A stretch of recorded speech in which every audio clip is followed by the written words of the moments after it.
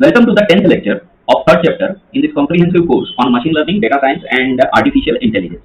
Now, here, this particular topic we were discussing, we wanted to study OOPS concept or object-oriented programming. It is based on these four main pillars: encapsulation, inheritance, polymorphism, and abstraction. Okay, so these are the four pillars of object-oriented programming. We had already discussed encapsulation, and while discussing encapsulation, we also discussed about this underscore underscore balance type of attribute, which is called private attribute, and we said that it is still not completely private. Now we want to talk about inheritance. Okay, inheritance allows a class to inherit attributes and methods from another class. The class which is being inherited from is called parent class, superclass, or base class, and the class which inherits from the parent class, that is called child class or subclass or derived class.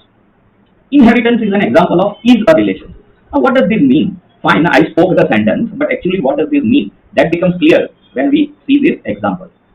We earlier saw vehicle class and car class, but the question is, today, suppose we are designing a program for a big manufacturing company like Tata Motors. Now, they not only build car, but they also build truck, they also build a bus. So the question is, will I go on writing new classes each time? Because, okay, car and truck and bus, they are different in certain respects, but they are also similar in many respects. For example, all are four-wheelers, all have an engine, all have a body, all will have certain seats, all will have horsepower, all will have a headlight and tail light, all will have some color. Then why don't we incorporate these common attributes, and then all will have certain common methods also? All will accelerate, all will have apply brake methods, all will have start wiper method, all will have start headlight method, and many methods. So why don't we put all those common methods in this one class which is called vehicle class? The advantage is that once vehicle class is defined, we just have to put a few additional attributes and few additional methods for bus. For example, if this bus is AC, then I can write an attribute like is air conditioned. Then second attribute I can write is number of sleeping berth, because nowadays luxurious buses are available, which in which one person can travel while sleeping. But for truck, obviously, AC, at least in India, nobody uses AC trucks, and then sleeper berth is also not available to the drivers. That job is tough. Then this car will have slightly different attributes. Maybe seats 4, then hatchback or sedan, or maybe some other car stereo is there or not, and like that. But still, all will have wheels, all will have engines, all will have color, all will have body, all will have headlight, all will have tail light. And why we write all the same piece of attributes and methods here once, here two times, and here third time? No need. We can put those common attributes and methods in the base class, and then write bus as a derived class of base class vehicle, truck as a derived class of vehicle, and car as a derived class of vehicle. Okay, and not only that, I can go even one stage ahead. From the bus, I can go to maybe Volvo and Tata, two different buses are there. Truck, Tata and Leyland, two different trucks are there. Car, Mercedes and Toyota, two different cars are there. So I can go one step ahead. Again, between Volvo and Tata, whatever is different attribute and method, only those I have to provide at this level. Whatever are common attributes and method of all buses, they will be included in this. Okay. Similarly, here, whatever are common between the two trucks, Tata and Leyland, that will be provided here. And whatever are common attributes and methods, they will be provided here. And those attributes and methods will be inherited, automatically obtained by both Mercedes and Toyota, which in turn inherits from vehicle. Okay. So this is called inheritance. Okay.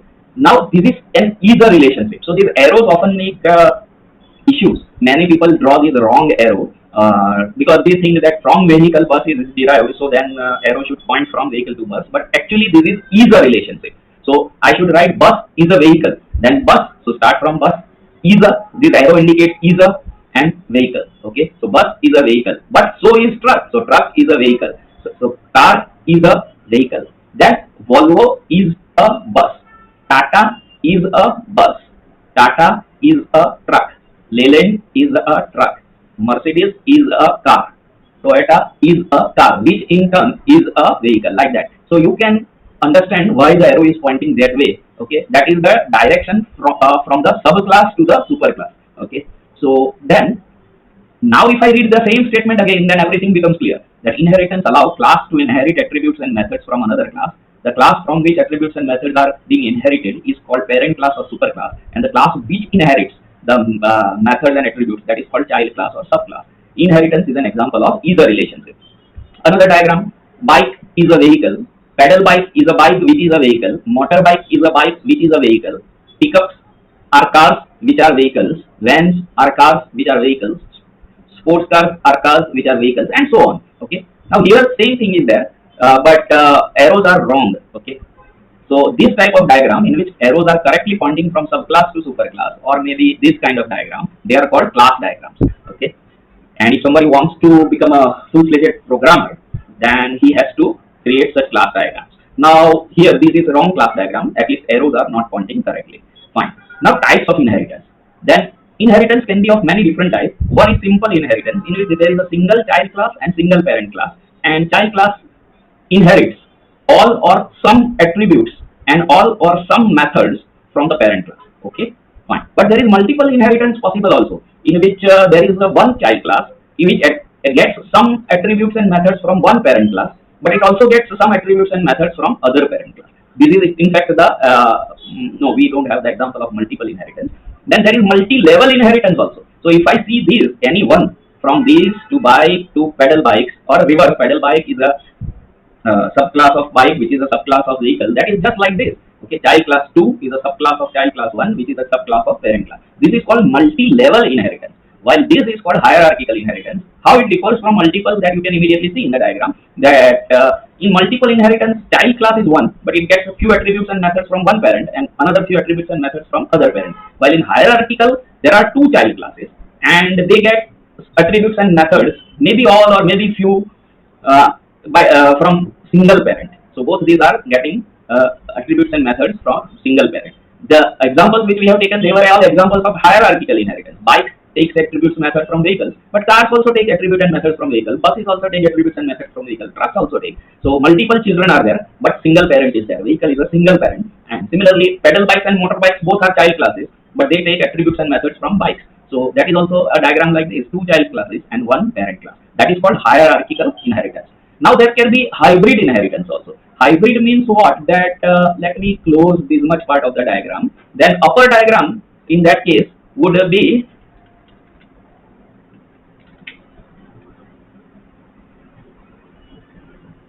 okay. Then this upper diagram is like this hierarchical inheritance. Then if I close this much part, there are two child classes and single parent class. But if I close the upper half of the diagram, then the diagram would be just like this.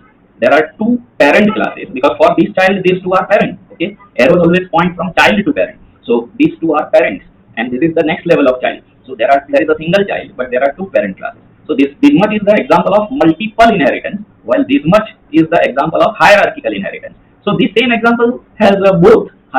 Then this is called hybrid inheritance. Okay, so classes can inherit from other classes in complex manner. Let us take one core example of that.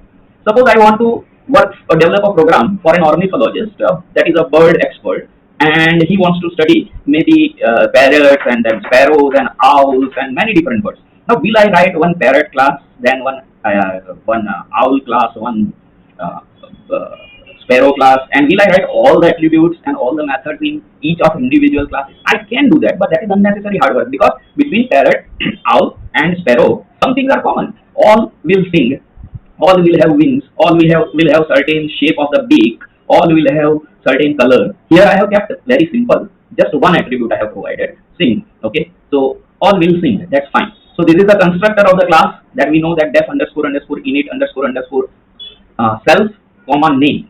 Okay, and then whatever name I pass here, that would be assigned to that bird. So self dot name is equal to name which I have passed while calling this class. Okay, now then this is the method sing and self, and there is this print statement. Instead of print statement, let me first write return statement, just a return statement. Okay, so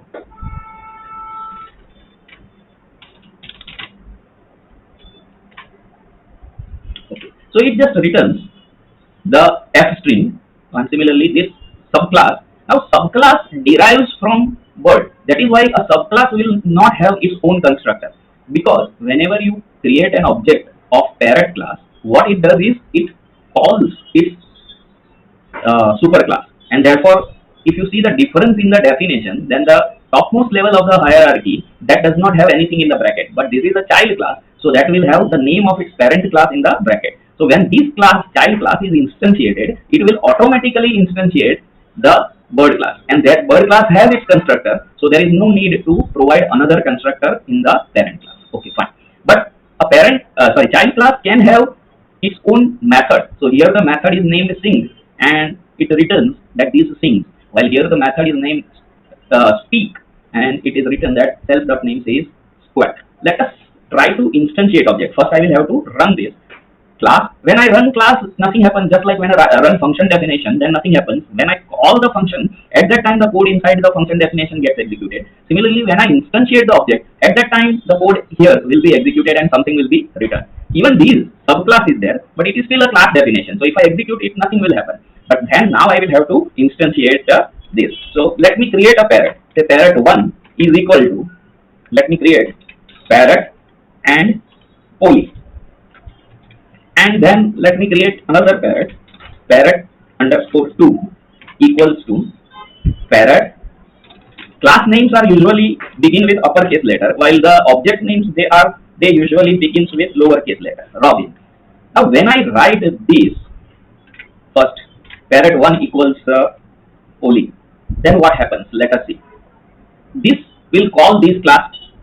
It does not have any constructor, but which that in turn call its parent class, and that has constructor. So whatever name you are passing, that is assigned to this bird, and therefore self.name will be equal to Polly. Then it will return Polly sings. Okay, this will return that. Then this will also be executed. So return Polly squat.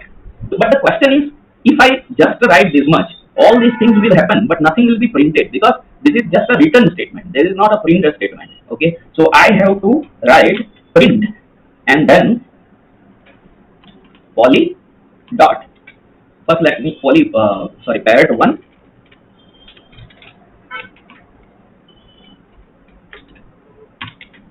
dot, and if I press the tab character, immediately the methods are available, and you can see one method sing is available, that is from the base class, and one is speak is also available, that is from the child class. Okay, so I write first this is the sing, it is a method I have to provide in parenthesis, and then print again parrot underscore 1 and press tab character. What is the problem? Tab character, yeah. So then second method also let me call. Okay, now if I execute this, nothing will happen. If I execute this, nothing will happen. Means internally many things are happening, that this class structure is created. When I create that, then also no output will be printed, but many things have happened. This Polly is assigned here, and therefore, and even this statement has executed, but no output is printed because there is no printer statement. So if you want to see the output, then you have to call the method which is inside that. And if I call the method, now you can see Polly sings and Polly says square. So this is actually child class object, but it can also call its own method speak, but it can also call its parent class's method sing. Now you can understand how powerful this makes the object-oriented paradigm. You can create as multiple hierarchies. Then all the methods which are above a particular class, they in the hierarchy, they are always available to the subclass. Okay. Now, if I don't want to write this return statement, because this print, if I don't want, suppose, then what can I do is I can include the print statement inside only. So this is the same class bird, but instead of return statement, I have written print statement and then that as string, and instead of this return also in the class parrot, I have written print statement. Now if I instantiate this class bird and this class parrot, so far only the classes are instantiated, so nothing will happen. Now classes are just defined, rather not even instantiated. Now I am creating an instance of the subclass. Okay, so then still nothing, no output, because I have not called the method. But the question is, will I need to write a print statement here to see the output? So then this print statement here I had to write. Here there is no need to write the print statement. I can just write parrot underscore 1 and then put dot and tab character. So immediately the method is available, sing. It is the method of base class, not the parrot class, but the other or base parent class of this class.